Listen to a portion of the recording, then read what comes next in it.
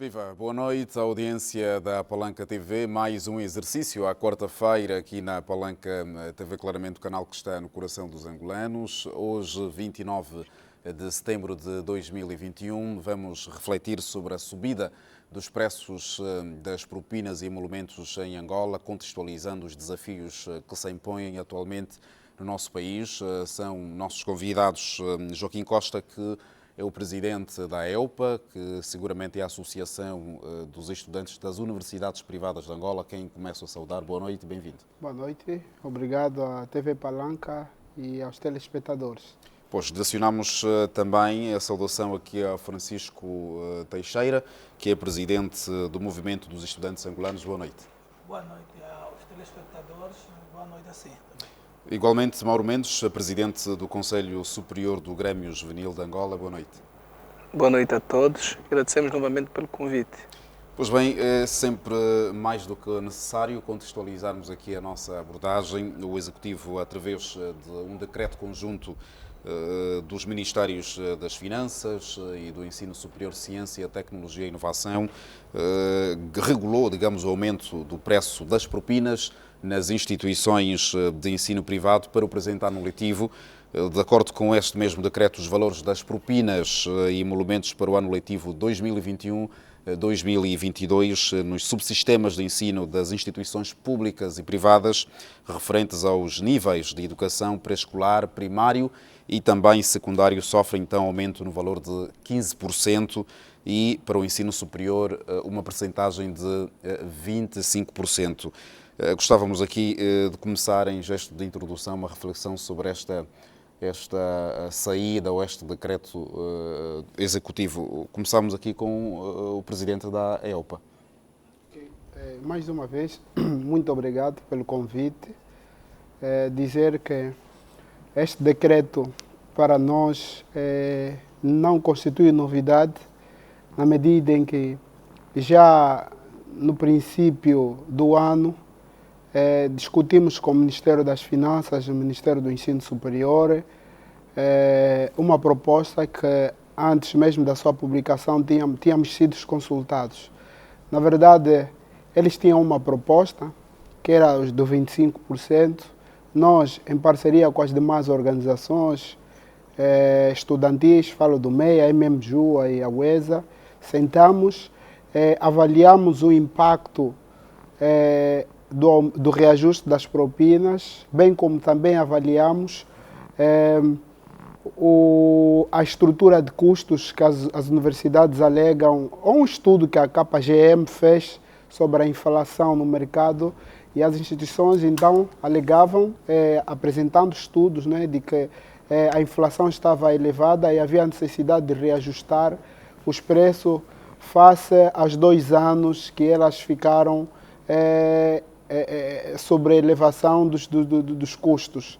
Daí que nós discutimos e apresentamos uma proposta, bem como também apresentamos um relatório que antecipava o aumento de propinas no subsistema de ensino superior, um relatório que tornou-se público. Fizemos a apresentação na Universidade Católica, que alegava que 15 estudantes, de acordo ao inquérito, 15% de jovens estudantes haviam de abandonar o subsistema de ensino superior por falta de condições econômicas, alguns porque a qualidade de ensino, sobretudo as aulas online, não eram adequadas, então desistiram. Fizemos apresentar esse relatório ao governo publicamente e alertamos a necessidade de ter um equilíbrio, sobretudo as recomendações eram que o Estado nos próximos anos aumentasse mais o número de escolas públicas, porque nós somos estudantes afetos ao ensino privado por falta de mais escolas do Estado. Se o Estado tivesse condições de colocar mais escolas, claro que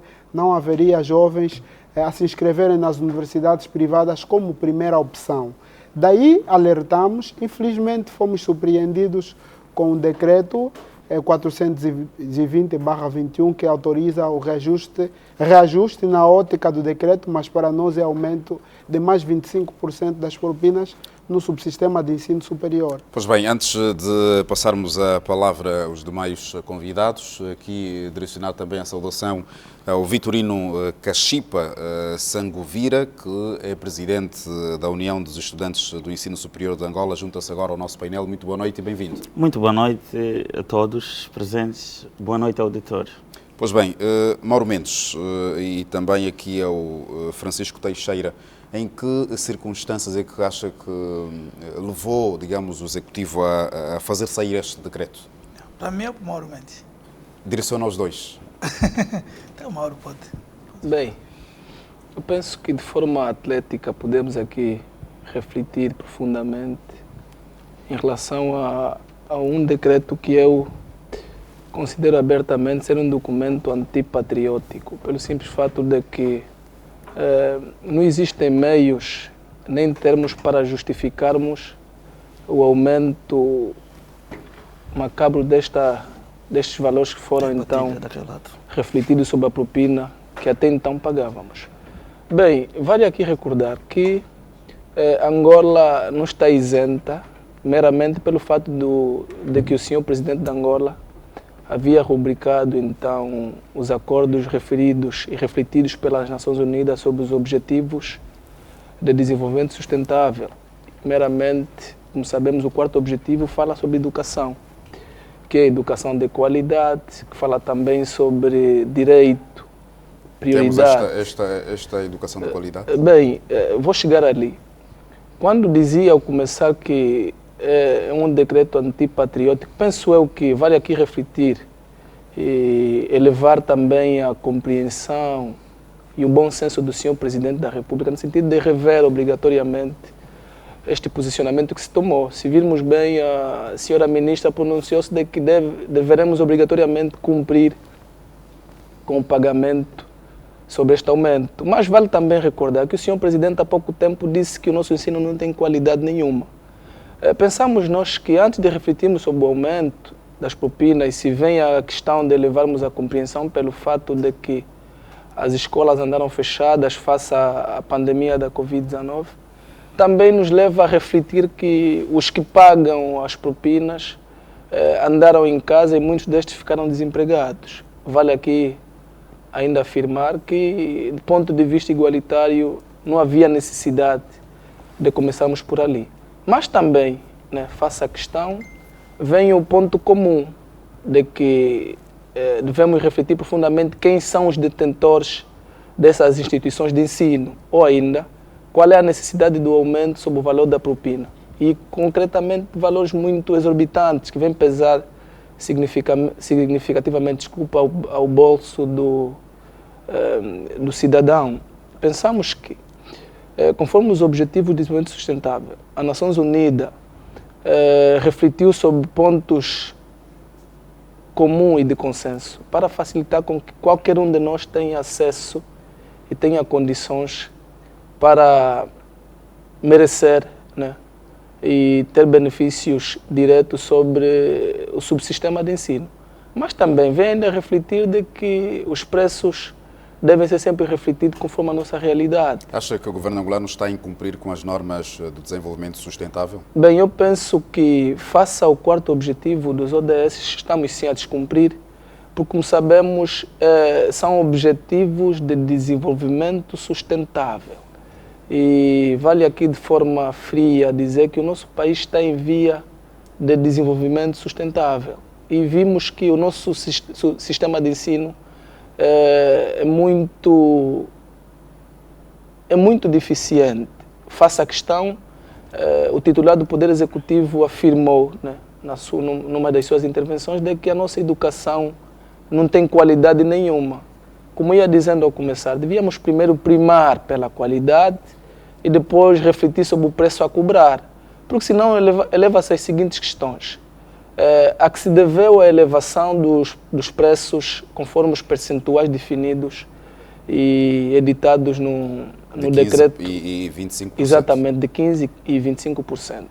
Por que é que nós temos que pagar esse valor? Eu penso que, ao definirem este documento, deviam também, de forma clara, vir a público e expresso, dizer quais eram as necessidades que motivaram, e não apenas nos apegarmos no fato de que a Covid-19 colocou as escolas fechadas, então precisamos pagar melhores professores, quando até também sabemos que os professores, muitos destes não ensinam muito bem, face não é, a sobrecarga que cada um apanha. Nós vimos professores que são obrigados a lecionar em 2, 3 colégios para garantirem a sustentação da sua família. E também vimos não é, escolas que acreditam professores mesmo sem qualquer qualificação profissional, ou então sem qualquer formação profissional qualificada.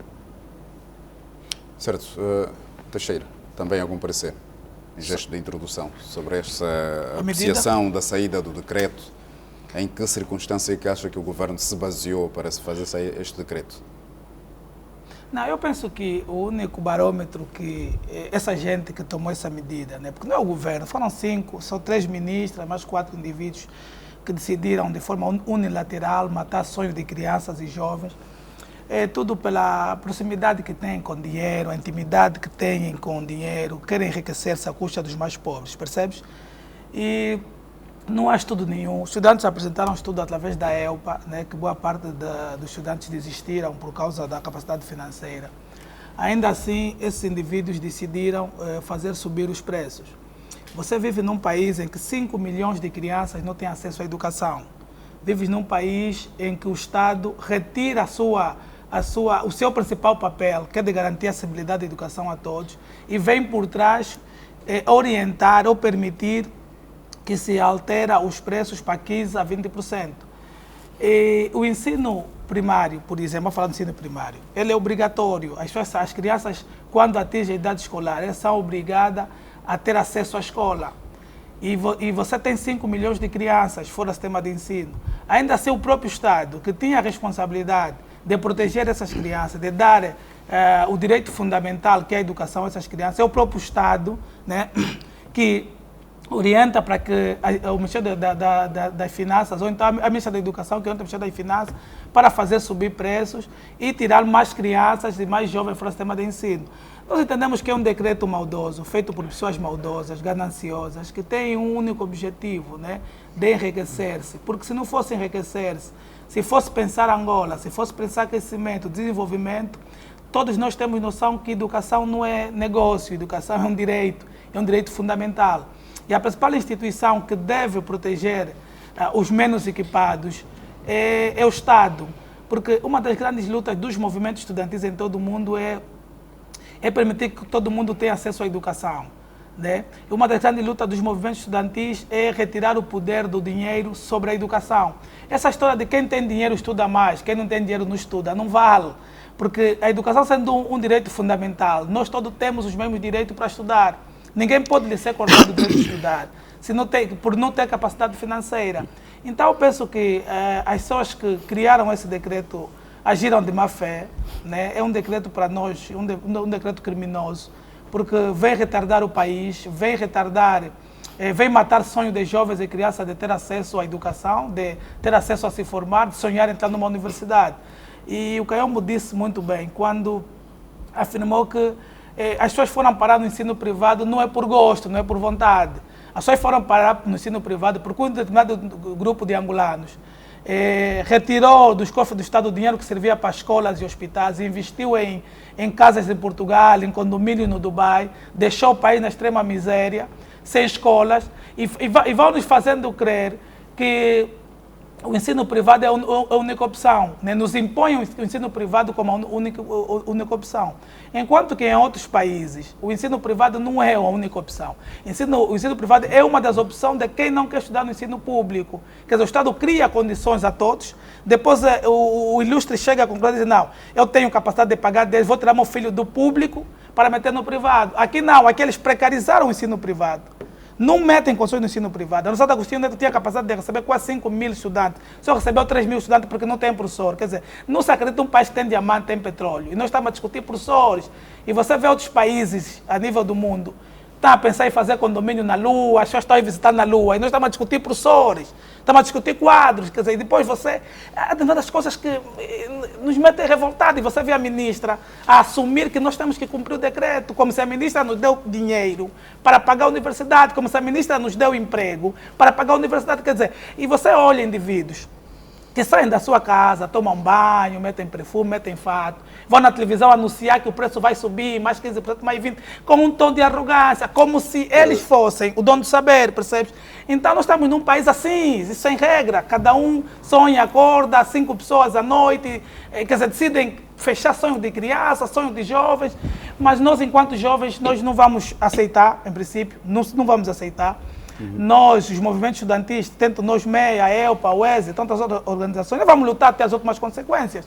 Nós temos que lutar até as últimas consequências. Não podemos aceitar que um grupo de indivíduos, na pele de ministro, ou o que quer que seja, coloque em causa, né, o sonho de jovens e crianças de estudarem. Esse é um desafio dos nossos tempos. É uma luta que não é só nossa, mas também de outras gerações futuras, que podem ser interrompidos o sonho de estudar no ensino primário, na universidade, por ganância. Então nós vamos lutar, estamos nessa luta para vencer, porque entendemos que é preciso combater o preço da educação, o preço do dinheiro sobre a educação, é preciso permitir com que pobres e ricos tenham acesso à educação, pobres e ricos estudem. O dinheiro não pode ser o fator primordial, sine qua non, para retirar os outros fora do sistema de ensino. Nós todos nascemos, nós todos fomos criados segundo a imagem e semelhança de Deus, todos nós temos o mesmo direito enquanto seres humanos e não podemos permitir que num país com riquezas, com petróleo e diamante, um grupo de indivíduos nos retira o sonho de estudar numa universidade pública. E temos a plena certeza que esses indivíduos que têm essa posição, que insistem por esse caminho, um dia vão sentar no banco do réu da história e vão ser questionados por que dessa arrogância, por que dessa petulância. Pois bem, Vitorino Cachipa, seguramente uma das alegações da alteração ou de fazer sair este decreto tem que ver com a questão da Covid, que causou também algumas implicações económicas. Sim, muito obrigado mais uma vez. Uma das questões que foi levantada é, de facto, as medidas restritivas e toda essa situação pandêmica. Mas a pandemia não afetou só o Ministério do Ensino Superior, afetou também os estudantes, afetou todas as famílias.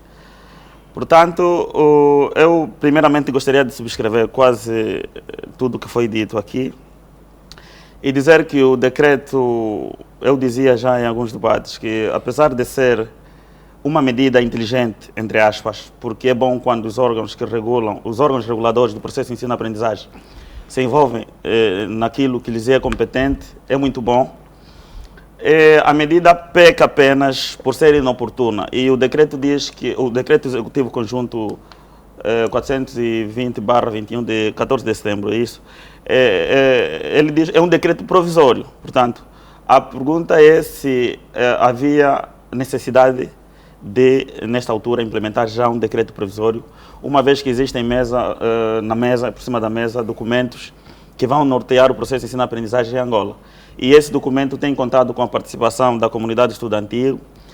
Nós fomos ouvidos várias vezes, já mereceu debate em outros órgãos de televisão e já está tudo encaminhado. A questão é mesmo se havia necessidade de termos já um provisório, apesar de que, de um lado, percebe-se que os três ministérios, apesar de que o decreto é conjunto entre o Ministério do Ensino Superior, Ciência, Tecnologia e Inovação e o Ministério das Finanças, mas foi exarado pelo Ministério da Educação também.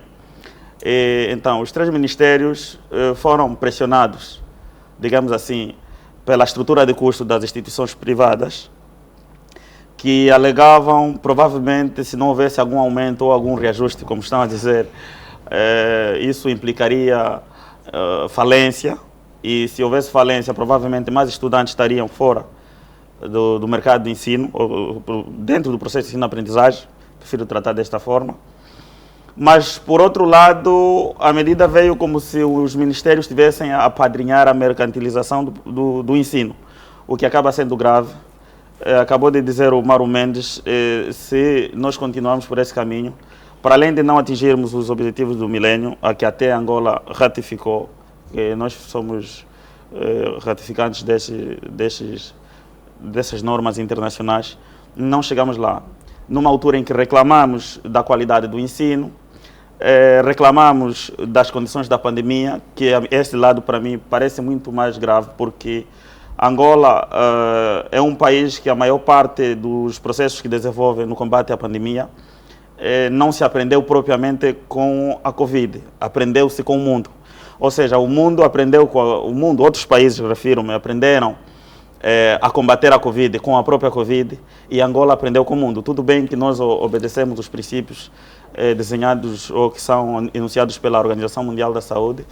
Entretanto, nós estamos a desenvolver estudos profundos para poder, por exemplo, sabermos qual é o perfil epidemiológico da SARS-CoV-2 ou do coronavírus que circula em Angola, para podermos ter medidas mais assertivas para que a curto prazo Angola venha a sair desse paradigma ou pelo menos ter o controle. Tudo bem que o trabalho que tem sido desenvolvido é satisfatório, tendo em conta o grau de controle que se tem junto do governo. E então, vamos falar da Covid, vamos falar da degradação socioeconômica das famílias, vamos falar de outros fatores, está tudo contra. Portanto, é uma medida que ninguém concorda, ainda assim foi implementada. Nós fomos recebidos ontem pela senhora Ministra do Ensino Superior, e em cima da mesa esteve também este assunto. E uma vez mais, agora, aqui agradecer o meu amigo Teixeira, e eu senti muito quando falamos ao telefone e disse, por favor, este assunto não pode ficar assim, vamos junto da ministra. Eu senti o espírito de responsabilidade que tem sobre isso, e é uma dimensão que devia ser vista por todos. Portanto, o sentimento de mágoa reina entre nós todos, não por sermos líderes associativos, mas por sermos membros desta sociedade que merece muito, e cada vez mais parece que estamos a fugir da realidade. Portanto, estamos a navegar contra a maré, e não podia ser assim. Temos cabeças pensantes, a gente não sabe de concreto o que é que passa. Se o ensino for mercantilizado, tudo indica que é o caminho. Se for mercantilizado, aí vamos de mal a pior. Portanto, na qualidade de líderes associativos, vamos ter que trabalhar muito junto dos órgãos, ser interlocutores válidos nas instituições que têm a prerrogativa de regular o processo de ensino-aprendizagem em Angola, e com ele encontramos os melhores caminhos para podermos ultrapassar esta situação. Pois bem, o momento é reservado para o nosso primeiro intervalo e voltaremos a refletir em torno desta abordagem que tem que ver com a subida dos preços das propinas e emolumentos nas instituições de ensino superior aqui no nosso país. Seguramente a taxa para o ensino de base recai para 15%, e para o ensino superior 25%. Em termos de perspectiva de comercialização, se é esta a visão do Executivo, então vamos abordar essencialmente sobre este assunto logo a seguir o intervalo. Até já.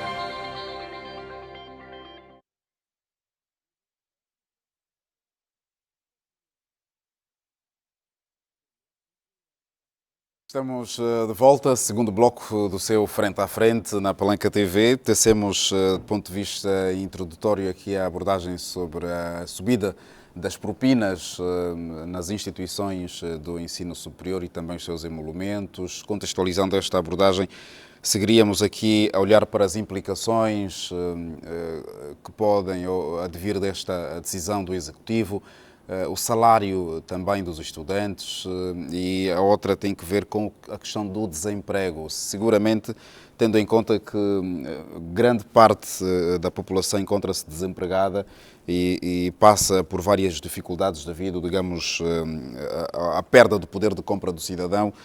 Na vossa visão, o momento é oportuno para a subida do preço das propinas? Como é que se pode olhar para a questão das implicações estudante, trabalhador? Vai o salário que já está num contexto, digamos, baixo e não favorável para o bolso do cidadão? Como é que vocês olharam para isto? A pergunta está sobre a mesa e vamos aqui discutir. Eu gostaria de passar uma nota muito superficial. Se formos a cair na capacidade de suporte dessas condições que foram impostas, digamos assim, no decreto, primeiro é que todo mundo sabe que, atendendo à situação pandêmica, o número de desemprego aumentou. As condições de trabalho deterioraram-se quase todas elas, em toda a sua natureza. Se formos a ver nos inputs que o próprio governo dá à população, vamos ver que junto das bolsas do próprio INAB, nesta altura já há bolsa que não cobre. Ou seja, a ser verdade ou a implementação, que já é uma realidade como tal, esse decreto implicaria a revisão no valor dos bolseiros, porque nessa altura os próprios bolseiros, com o dinheiro da bolsa, não conseguem pagar também as propinas. E depois, existe uma série de questões que vão desembocar nesta situação, partindo mesmo do imposto de selo do Estado, que os próprios empregadores têm que pagar. A população não tem transporte, os estudantes, refiro-me, têm dificuldade no transporte a atingir as escolas, problema de alimentação, desemprego dos pais, e pronto, tudo é um pacote quase que, enfim, é uma situação caricata que faz com que haja uma apelação mesmo. E aqui chamamos o Presidente da República na primeira pessoa para poder intervir. Nós gostaríamos muito sinceramente, na qualidade da União dos Estudantes do Ensino Superior de Angola, ouvir muito sinceramente o Sr. Presidente da República, para pelo menos dizer se concorda mesmo ou não, porque não há outra forma. Se concorda, talvez haja outros motivos que a gente não saiba, e ali sim podemos entrar no fundo da questão para sabermos de facto se merecemos sofrer tanto por causas desconhecidas. Mas se o decreto vê ao público, quer dizer que há anuência do Presidente? Sim, porque o órgão que publicou é um órgão, como se classifica, é um órgão superior, auxiliar do Presidente da República. Portanto, se foi publicado, tacitamente foi publicado pelo Presidente da República, mas, entretanto, o Presidente pode muito bem fazer recuar esta medida e repor a normalidade do processo de ensino-aprendizagem. Bem, eu fui avaliando prontamente o posicionamento de cada um dos colegas aqui presentes e eleva-nos uma reflexão mais profunda. Bem, se o Presidente consentiu com o que estamos aqui a refletir, vale também ainda enumerar dois pontos seguintes. Do ponto de vista estratégico, estamos numa fase sensível, uma fase de pré-campanha. Eu penso que colocar o povo em momentos como estes contra o governo, não é? Torna-os elegíveis pelo fato de, como sabemos, são descontentamentos constantes. Nós vimos que, a título de exemplo, abriu-se há pouco tempo um concurso público da provedoria de 15 segundos de exame. Abriu-se há pouco tempo concurso público no Ministério da Educação de empregados de limpeza, que depois não disseram qual era a conclusão. Abriram mais há pouco tempo para administrações, que a olhos nus conseguimos entender que nós precisamos ser mais sérios e dialogar diretamente com o senhor Presidente. Nós sabemos que disse, quando a cintura está rota, é necessário começarmos a falar com quem de concreto toma as decisões. E falamos aqui muito bem. Eu penso que esse decreto é do consentimento do senhor Presidente. Já quer dizer que esta decisão não se pode tomar em fase de pré-campanha? Bem, não vale a pena tomar essa decisão. Não valia a pena tomar essa decisão também. E precisamos estar um pouquinho mais atento e ler os sinais do tempo. Eu penso que isso só vem demonstrar que os auxiliares do senhor Presidente, no mínimo, estão contra o senhor Presidente. Mas é necessariamente olharmos para a política sempre que decidirmos tomar alguma decisão que favoreça a população? Bem, eu penso que, do ponto de vista do sistema aplicado, em concreto, porque quem governa, como sabes, quem forma o governo é o partido que vence as eleições. Concretamente, então é necessário, tudo o que estivemos aqui a refletir deve ser com base o programa de governo do partido que venceu as eleições. Mas, contudo, vale ainda recordar que o que estamos aqui a apreciar vem de forma concreta demonstrar que o que interessa apenas a cada dia que passa ver o povo mais martirizado, ver o povo fundamentalmente contra as políticas que o próprio governo instituiu ou está também de concreto a aplicar. Mas nós precisamos, enquanto povo, exigir aqueles que são os nossos direitos, né?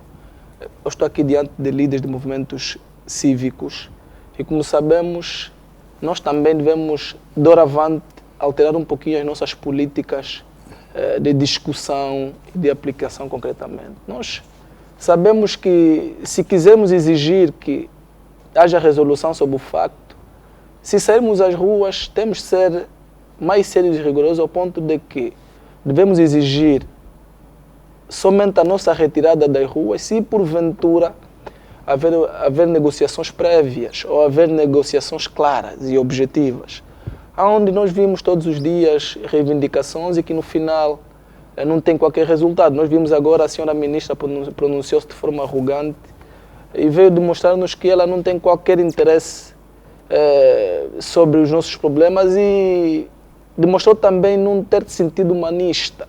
Nós estamos apenas a reclamar sobre condições que não temos. Nós vimos-nos impossibilidade de colocar, primeiro,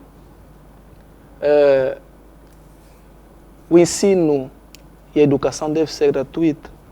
E depois, as escolas públicas não se pagam, mas em Angola paga-se. Ainda que for 10 kwanzas, não podíamos cobrar, mas aqui cobram.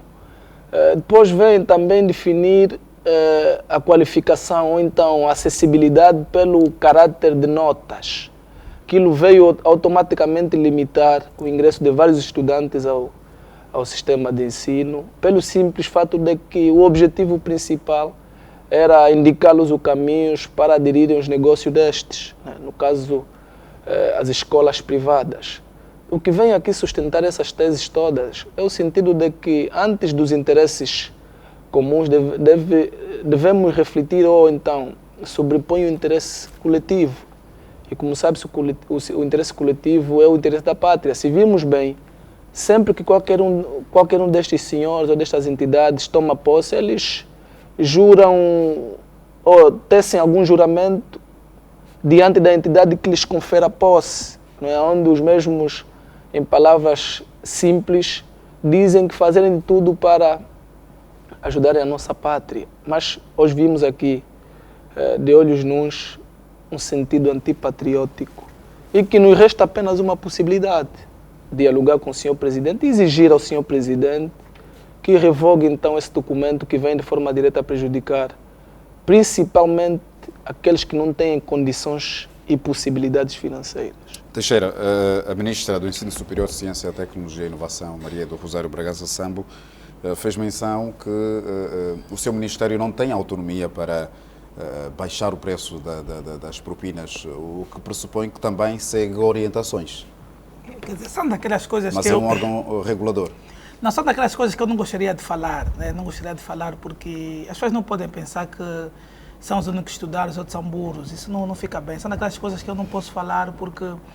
E depois também mete pena, as pessoas não podem brincar, não podemos brincar com a educação. Para nós o mais importante não é a propina, para nós o mais importante é o conhecimento, é o desenvolvimento desse país. Apostar em recursos humanos, apostar no homem, na capacidade humana, é apostar no crescimento e desenvolvimento do país. E o Ministério da Educação, o Ministério do Ensino Superior, o Ministério das Finanças tem estado a brincar com as pessoas, tem estado a brincar com o sonho de jovens e crianças. Quando tomam medidas e dizem que vocês vão ter que cumprir obrigatoriamente, como se ela nos fizesse salário, como elas tivessem noção de quanto é que a gente tem na conta. Nós estamos a dizer que não temos capacidade financeira. Não foram os jovens, não foram as zungueiras, não foram os camponeses, não foi o alfaiate que dilapidaram o erário público, percebes? Não fomos nós, foram eles, foram os políticos. Então não pode ser nós a pagar por esses prejuízos. Há uma necessidade urgente de... E penso que aqui as organizações, a EUPA e a UESA, que escreveram ao Presidente da República, foram felizes. De escrever ao Presidente da República, esperamos que ele se pronuncie. Porque nós não estamos a dizer que não vamos dar aquilo que temos. Nós não temos, os jovens não têm dinheiro. A Covid não veio só causar estragos na vida dos donos das universidades. Nós estamos pior que eles, porque nós nunca tivemos acesso ao cofre do Estado, nunca tivemos acesso a dinheiro, percebes? Nós sempre vivemos de questões muito mais simples. O problema em Angola, e em todo o mundo é assim, quando o poder político, quando o empresário tem muita influência sobre o poder político, normalmente ele consegue influenciar tudo a seu belo prazer. Agora imagina num país em que o empresário é o mesmo político. Quer dizer, você se fazer uma resenha profunda, vai perceber que esses indivíduos que hoje vão à televisão anunciar, esses que hoje vêm nos dizer que vão ter que pagar, são os mesmos donos dos colégios e das universidades. Não estão preocupados com o crescimento desse país, até porque os filhos não estão aqui, estão na Europa. Os filhos estão nas grandes universidades na Europa. Então, se o pobre vai estudar ou não, isso pouco lhe interessa. Ele não tem nenhum sentimento. A arrogância com que a ministra apareceu hoje prova mais uma vez que não tem nenhum sentimento, nem remorso para as pessoas. Porque eles são mais europeus do que africanos. Porque isso, Angola, para muitos governantes, é uma mina de céu aberto, só serve para trabalhar, pegar riqueza e mandar para a Europa. Porque se fosse o contrário, teriam sensibilidade, teriam alguma... não diria pena, teriam sensibilidade das pessoas, das crianças. Então você está a governar um país com 5 milhões de crianças, fora do sistema de ensino, e você ainda pede que levantem o preço. Então você quer o quê com o país? Você pensa crescimento, pensa desenvolvimento. A educação está entregue em péssimas mãos. Quer o Ministério da Educação, que é o Ministério do Ensino Superior, está entregue na mão de pessoas que só pensam no lucro, só pensam no enriquecimento. Estamos diante de uma comercialização do ensino? Isso está claro. Está muito claro. Então, quando a ministra da Educação e Ensino Superior é que vem trazer à tona de que o preço tem que subir, sem nenhum estudo, porque a única coisa que eles nos apresentam até agora é que houve pandemia, não há estudo científico, e querem nos impor isso. Quer dizer, há uma necessidade urgente. Os jovens precisam de começar a ter noção de que o país está em perigo, o país está entregue em péssimas mãos, e nós estamos em perigo. Nós precisamos de resgatar o país das péssimas pessoas. O grande problema de Angola é que as péssimas pessoas é que chegam ao poder, é que chegam a governar e governam mal. Mas há uma necessidade de continuarmos a pressionar. Há uma necessidade do Presidente da República se pronunciar, porque eu entendo, fica-nos a impressão que o Presidente da República tem alguma sensibilidade para questões de educação. E era preciso que se posicionasse, que estabelecesse a legalidade, porque aqui há uma ilegalidade, porque há um grupo de indivíduos que reuniu na calada da noite e veio impor preço sobre os pobres. E nós não temos, as pessoas não têm. A forma de enriquecer não pode ser por meio de extorquir os pobres, não pode ser por meio de extorquir aqueles que já não têm. Procura uma forma lícita de ganhar dinheiro, não pode ser explorar os menos pobres, percebes? E nós não vamos aceitar isso. Nós não podemos aceitar que um grupo de indivíduos que nem sequer tem filhos a estudar em Angola nos impõe que não vamos estudar por falta de dinheiro. Criam condições nas escolas públicas. O petróleo e o diamante devia servir para construir mais escolas, para construir mais hospitais. Quer dizer, eu te pergunto, então, para que serve a riqueza? Deus nos deu petróleo e diamante para quê? Se nem para criança estudar, nem giz. Tem escola no Kazanga que não tem, o ano letivo ainda não começou porque não tem giz. Pois bem, Joaquim Costa, de que forma é que as instituições devem agir face a esta situação? Mais uma vez, acompanhei atentamente que os colegas de painel expressaram-se. Gostava de ressalvar um ponto muito importante e é de praxe dos jornalistas nas multidões de palavras, não é? Normalmente as edições de discurso, os jornalistas tiram aquilo que lhes convém em função da matéria. O que acontece é que eu presenciei o que a senhora ministra disse, fora de outros posicionamentos, é que no diálogo a senhora ministra não tinha um outro argumento, senão dizer que o regulamento ou o decreto permanece por causa mesmo do Presidente da República ainda não se pronunciar, uma vez que o documento já é público. Então, quando ela se pronuncia ao contrário, traz ruptura. O que aconteceu é que nós sugerimos que esse decreto fosse revisto. Ela disse, pronto, já escreveram para o Presidente da República, na qualidade de nós sermos auxiliares do Presidente.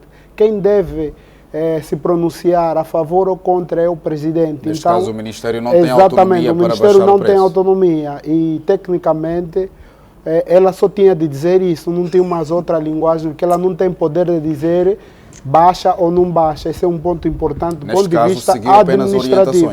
São orientações que deverá cumprir. Administrativamente, isso permanece assim. Agora, o que se deve fazer?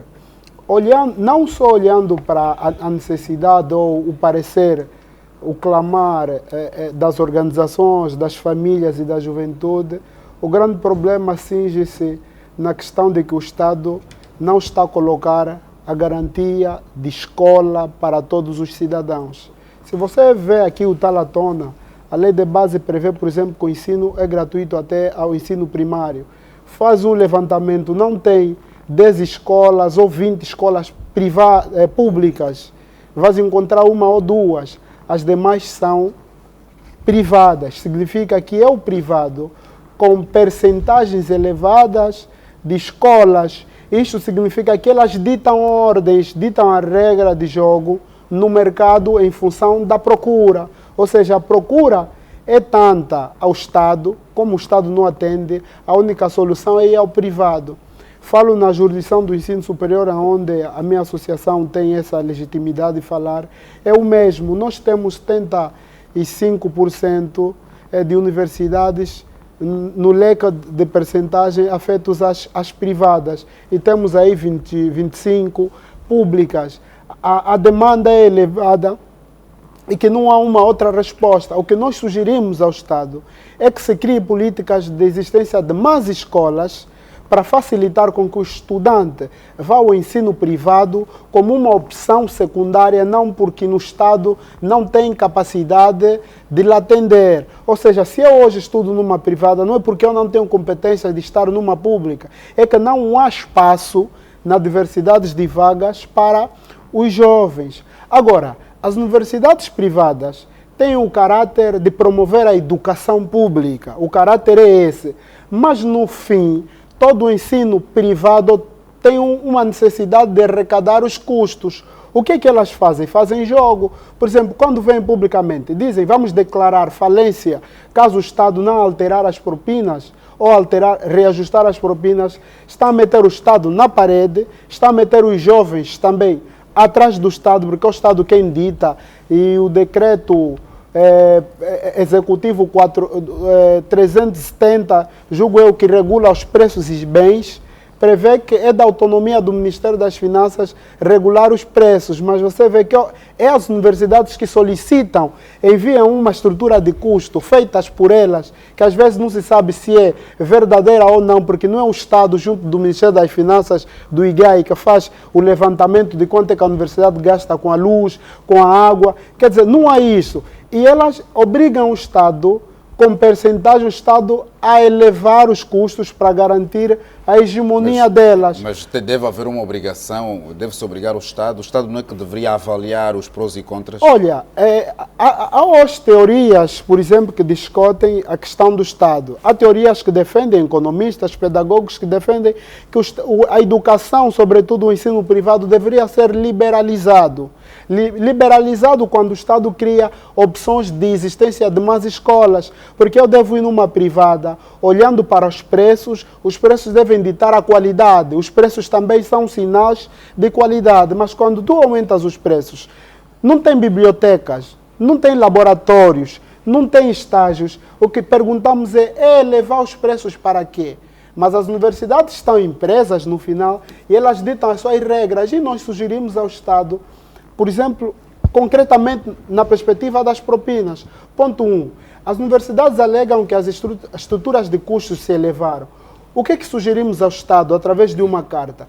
Que se dê alívio fiscal às universidades, tal como se deu alívio fiscal às empresas que exportam os bens de primeiras necessidades, como a comida, por exemplo. Se o Estado dá um alívio fiscal no pagamento dos impostos industriais, no pagamento de vários impostos de natureza técnica que as universidades dão quando entra um dinheiro, a AGT logo retira a percentagem do Estado. As universidades alegam que compram água, num país que tem muitos rios, compram água.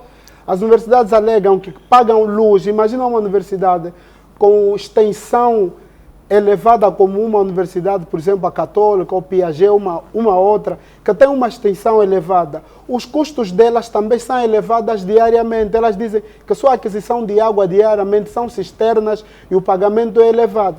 Se o Estado retira esses custos, nós não vamos suportar. O que está acontecendo é que nós estamos a suportar o nosso estudo. Mas o Estado poderia dar um suporte para ver, então, os custos dos estudantes aliviados. Pois bem, o momento... Era só dar uma chega, não sei se é possível. Vamos aproveitar, de forma muito telegráfica. Sim, era só para dizer que o problema não está no decreto em si. O problema está essencialmente na capacidade que o cidadão tem para pagar. Para além disso, a responsabilidade do decreto pode ser partilhada. Enquanto aguardamos por um pronunciamento do Presidente da República, as instituições, no princípio, atendendo o princípio de boa-fé, podem não aplicar, podem dizer, olha, aqui estão isentos, nós não vamos cobrar, não vamos taxar, e na mesma se resolve.